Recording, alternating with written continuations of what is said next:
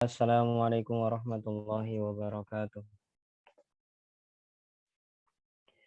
Alhamdulillah wassalatu wassalamu ala Rasulillah wa ala alihi wa ashabihi wa man tabi'ahum bi ihsanin ila yaumil qiyamah amma ba'd.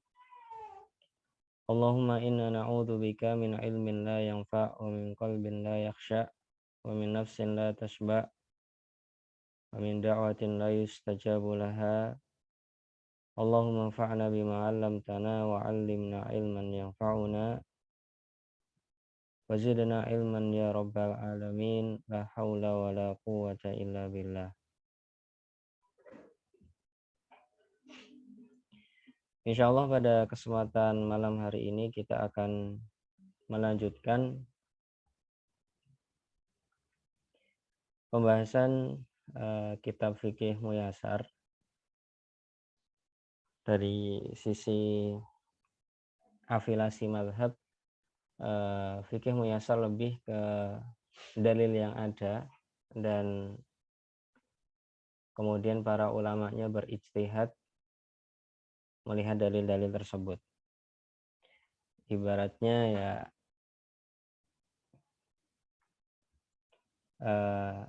memilih atau mentahqiq dari pendapat para ulama mazhab yang 4, kemudian dikuatkan oleh beliau-beliau. Wallahu a'lam. Kemudian pada kesempatan ini kita masih melanjutkan kalau tidak salah pembahasan tentang haid dan nifas. Dan sekarang kita masuk ke permasalahan kelima kalau tidak salah. Yaitu berkaitan dengan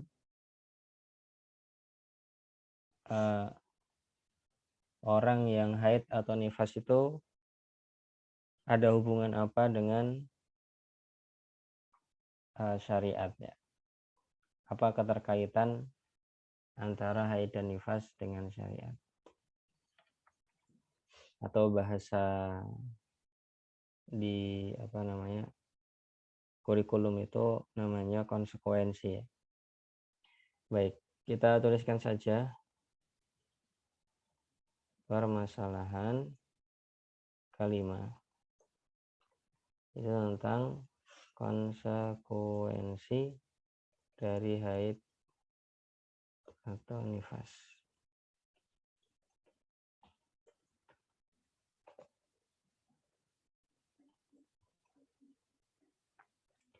Yang pertama adalah mandi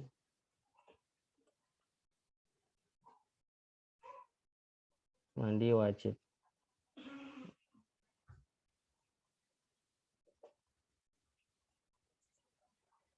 Jadi kalau seorang haid atau nifas, selesai haidnya atau selesai nifasnya, maka syariat mewajibkannya untuk mandi. Dan mandinya itu ya berbeda dengan mandi seperti biasanya dari sisi niatnya dan dari sisi seberapa minimalnya.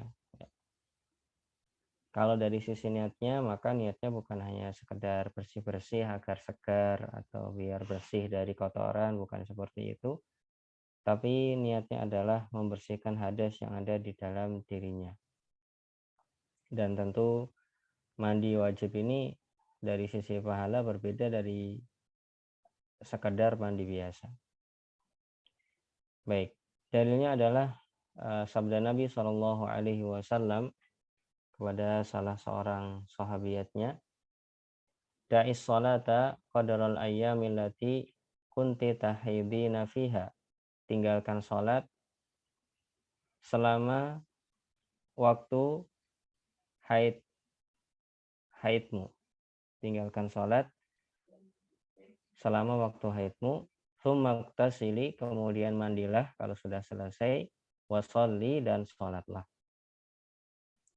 Ini yang pertama, mandi wajib apabila sudah selesai. Yang kedua adalah balik ya.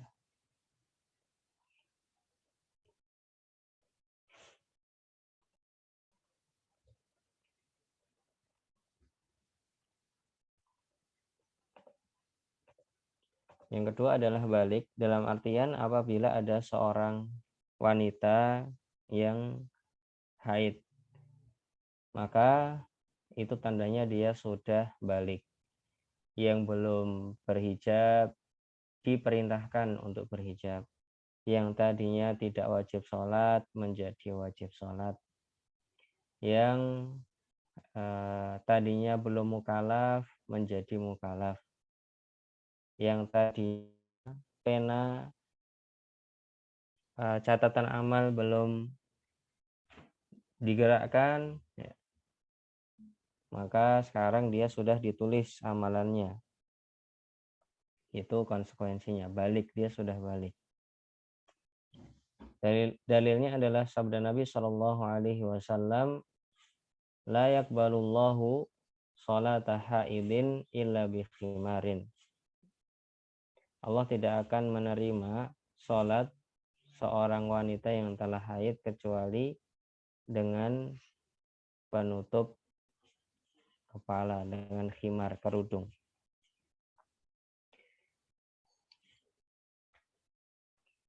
Ya, di sini dari mana pendalilannya? Kok dalilnya begitu, Ustaz? Allah tidak menerima sholat wanita yang haid kecuali dengan kerudung. Maksudnya kalau kepalanya terbuka, sholatnya nggak diterima. Kok dalilnya kayak gitu? Katanya tadi haid menunjukkan balik. Dan jadi kata para ulama, sisi pendalilannya ini adalah dari sisi Allah Subhanahu wa taala telah mewajibkan bagi yang ingin diterima sholatnya dan dia sudah haid, maka harus menutup auratnya. Dan ketika sudah ada syarat sah sholat seperti ini, berarti dia wajib sholat. Dan tidak ada seorang yang wajib kecuali setelah balik. Rufi'al qalamu an salatin. Pena catatan amal diangkat dari 3. Salah satunya adalah wa anis shogiri hatta yablugh. Dari anak yang masih kecil sampai dia sudah balik. Ya, kalau di fikih muyasar beliau mengatakan faqad aujaba 'alaiha as-sitratu atau as-sitrata bihusulil haid. Allah Subhanahu wa taala telah mewajibkan untuk menutup aurat ketika dia sudah haid. Fadalla ala anna taklifa hasala bihi. Ini menunjukkan dia sudah mukallaf. Wa inna ma yahsulu dzalika bil bulugh, dan mukallaf itu hanya bisa tercapai setelah seorang balik. Sebagaimana yang tadi kita jelaskan. Baik. Kemudian yang ketiga adalah al-i'tidadu bihi. Ya, dihitung iddahnya.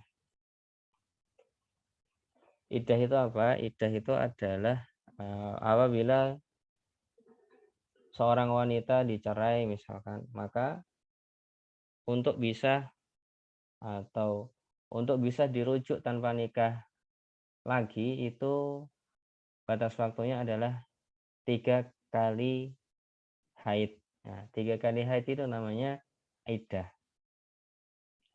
Jadi nanti bisa rujuk tanpa nikah lagi. Kalau sudah melebihi batas ini, maka iddahnya selesai. Kalau mau rujuk lagi harus nikah sebagaimana awal-awal dulu. Harus ada saksi, harus ada mahar, harus ada ijab kabul gitu. Itu bedanya. Jadi ada hitungan iddah dengan haid atau nifas. Begitu juga orang yang nifas melahirkan, maka iddahnya selesai. Iddahnya wanita hamil kan sampai melahirkan. Dia tidak boleh menikah atau ya masa iddahnya gitu sampai dia melahirkan. Kalau sudah melahirkan boleh dinikahi.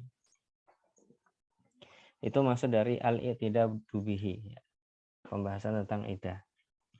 Fatang qadi al-iddatu fi haqqil mutallaqati wa nahwiha bil haidi liman kanat tahidu. Iddah selesai bagi seorang wanita yang ditalak dengan haid apabila wanita tersebut haid. Misalkan ada yang nggak haid tahu Ustaz? Ya, ada wanita-wanita yang misalkan bangsa Arab dulu menikahi wanita-wanita yang masih kecil-kecil, ya. Walaupun belum serumah dengan suaminya, tapi statusnya sudah istri orang, maka ya hitungan iddahnya berbeda gitu ya. Ya. Kemudian di sini disebutkan juga dalilnya liqaulihi ta'ala berdasarkan firman Allah Ta'ala wal mutallaqatu yatarabbasna bi anfusihinna thalathata quru, dan wanita-wanita yang ditalak yatarabbasna bi anfusihinna menunggu ya, dirinya atau menghitung dirinya thalathata quru 3 kali quru. Ya, quru ini sebagian menafsirkan dengan haid, sebagian menafsirkan dengan suci gitu. Ya, apa bedanya Ustaz? Ya, kan sama-sama itu berurutan. Kalau kita detailkan itu bisa beda waktunya. Misalkan haid tanggal 1 sampai tanggal 7, suci tanggal 8. Kalau dihitung 3 kali haid, maka nanti tanggal 1 di bulan ketiga dia udah selesai idahnya gitu. Tapi kalau dihitung suci, maka kalau dihitung suci, maka nanti tanggal 8 bulan ketiga baru selesai idahnya. Itu kalau didetailkan dari makna quru. Dan memang ini ada khilaf di kalangan para ulama.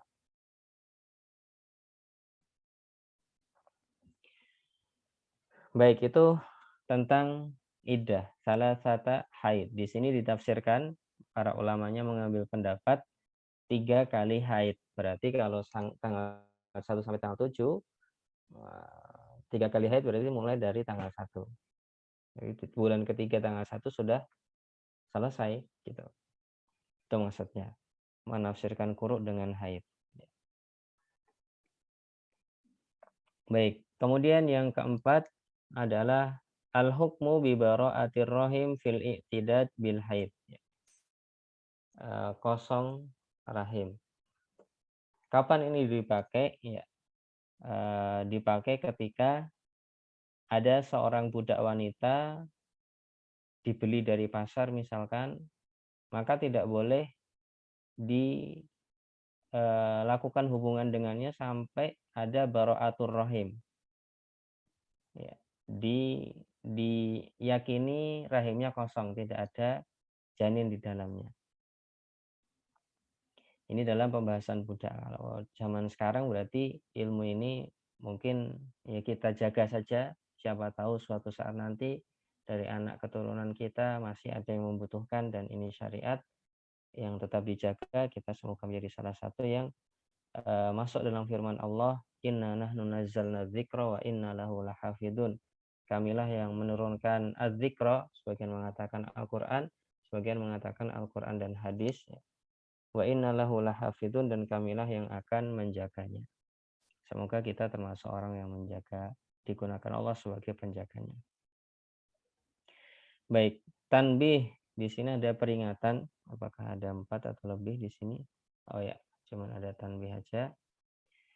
Idza taharat al-haidu awin nufasa'u qabla ghurubi syamsi. Apabila seorang wanita haid atau wanita yang nifas sudah suci sebelum matahari tenggelam. Suci berarti sudah tidak ada bekas darah sama sekali kalau dicek dengan tisu atau dengan kapas ya. Tidak ada kekuning-kuningan, tidak ada kecoklat-coklatan. Sudah bening atau kering sama sekali, tidak ada basah-basahnya.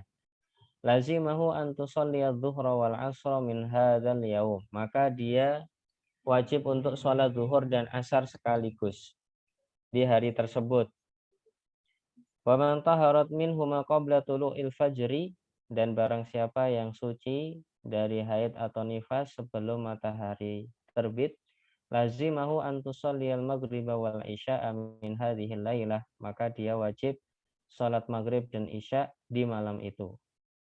Li'anna waqta sholati tsaniyah waktun lis sholatil ula fi halil udri, karena waktu sholat kedua itu adalah waktu bagi sholat pertama ketika ada udzur. Apa maksudnya?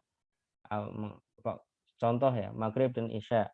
Waktu sholat pertama itu adalah waktu maghrib, waktu sholat kedua itu waktu isya. Jadi di sini dikatakan waktu sholat isya itu adalah waktu bagi sholat maghrib ketika ada uzur, itu maksudnya. Begitu juga zuhur dan asar, sama permisalannya. Wabihi qala jumhur Malik wa Syafi'i wa Ahmad, dan inilah pendapat jumhur ulama dari Imam Malik, Imam Syafi'i dan Imam Ahmad. Berarti di sini kita bisa mengambil kesimpulan juga bahwa Imam Abu Hanifah mengatakan kalau sudah suci atau suci di waktu tersebut maka tidak wajib untuk sholat. Wallahu taala a'lam bishawab. Mungkin sambil kita ganti link ya, kita cukupkan sampai di sini, kita ganti link kemudian masuk, apabila ada pertanyaan dipersilahkan. Baik, wallahu taala a'lam bishawab. Kita ganti link.